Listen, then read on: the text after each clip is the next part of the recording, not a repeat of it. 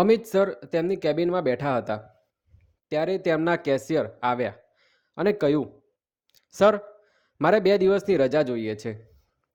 મારા પુત્રની તબિયત ખરાબ છે અને ઓહ, અને ઠીક છે. અમિત સાહેબે તેને અટકાવીને કહ્યું, તમે પણ વિચારો કે જો હું આ રીતે બધા કામદારોને રજા આપવાનું શરૂ કરીશ તો ઓફિસ કેવી રીતે ચાલશે. તમે પણ રજા લો અને એડવાન્સ પણ કરો. હવે જા અને મને એકલો છોડી દે. અમિતે ચીડમાં કહ્યું. અમિત સર એક પેઢીના માલિક છે. તેની પેઢીમાં ઘણા લોકો કામ કરે છે અને પોતાનું ગુજરાન કમાય છે. અમિતને રોજ કોઈને કોઈ કારણસર કામદારોને રજા આપવી ગમતું ન હતું, કારણ કે તેની અસર કામ પર પણ પડતી હતી. સાંજે અમિત તેના ઘરે આવ્યો હતો અને તેનો રસોઈયો રમેશ ભોજન બનાવી રહ્યો હતો. અમિતની પત્ની ગુજરી ગઈ હોવાથી રમેશ ઘરનું કામ સંભાળતો હતો. તેમનો એક પુત્ર સમીર છે, જે યુનિવર્સિટીમાં અભ્યાસ કરતો હતો. સમીર આવી ગયો છે? તેને રમેશને પૂછ્યું. હા, ચોટે સાહેબ આવીને જમ્યા છે. હમણાં જ મારા મિત્રની જગ્યાએ ગયો હતો. પાછો આવવો જ જોઈએ. આજે અમિત ખૂબ જ ખરાબ મૂડમાં હતો. તેણે તેના મિત્ર અમરજીતને ફોન કરીને તેની બધી મૂંઝવણ વિશે જણાવ્યું. હું ફર્મ બંધ કરવાનું વિચારી રહ્યો છું. કામદારો રોજ રજા માંગે છે. મારે શું કરવું જોઈએ? કૃપા કરીને કોઈ યોગ્ય ઉપાય સૂચવો. અમિતે થાકેલા સ્વરે કહ્યું. તે એક સરસ ઉપાય છે. તમે ખુશ થશો. અમિત ફોન પર અમરજીતની વાત સાંભળતો રહ્યો અને આનંદથી ઉછળતો રહ્યો. આવતા મહિને 15 કામદારોને તેમની નોકરીમાંથી ગામઠી પત્રો મળ્યા. દરેકને આશ્ચર્ય થયું અને અસ્વસ્થ હતા, અને તેઓ નોકરીમાંથી દૂર થવાનું કારણ સમજી શક્યા નહીં. બીજા દિવસે ઓફિસમાંથી કેટલાક રોબોટ જોવા મળ્યા. આ બહારથી લાવવામાં આવ્યા હતા. તે રોબોટ્સ આવતાની સાથે જ કામ સારી રીતે સંભાળી લે છે. જે કામ 5 માણસો કરતા હતા, તે કામ એક રોબોટ તેના કરતાં ઓછા સમયમાં કરી રહ્યો હતો.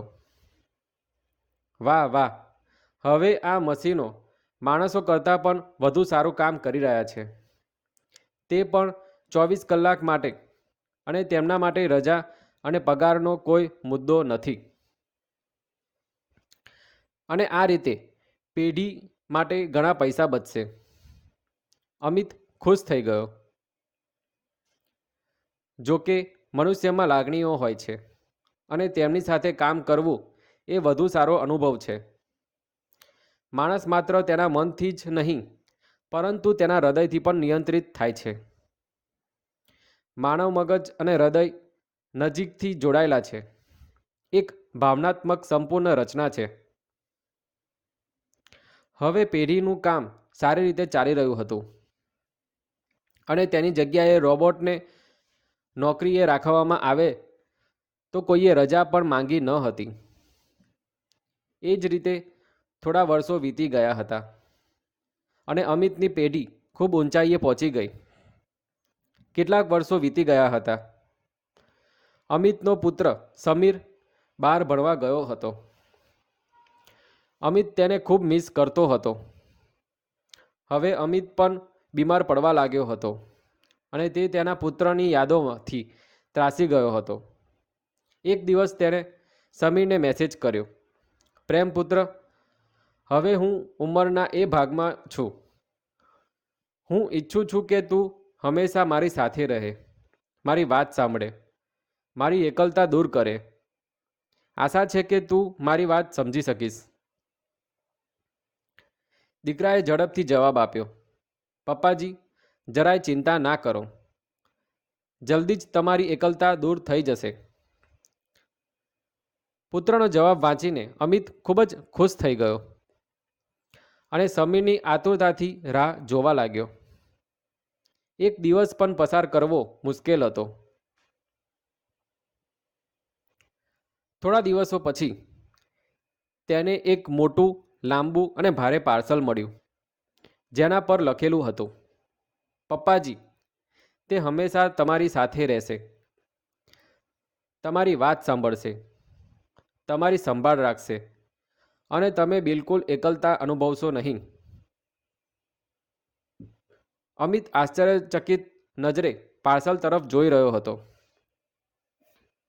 ધ્રુજતા હાથે તેને પાર્સલ ખોલ્યું. આહ! તેમાં એક રોબોટ હતો. રોબોટ જે બોલે છે. તેની આંખમાંથી આંસુના 2 ટીપાં ટપકીને ભૂતકાળના સાગરના વિચારોમાં સમાઈ ગયા. જો તમને મારો આ વિડીયો ગમ્યો હોય તો આ વિડીયોને લાઈક કરજો અને મારી ચેનલને સબસ્ક્રાઈબ પણ કરો, જેથી કરીને મને આગળ આવા વિડીયો બનાવવાનું મોટિવેશન મળતું રહે.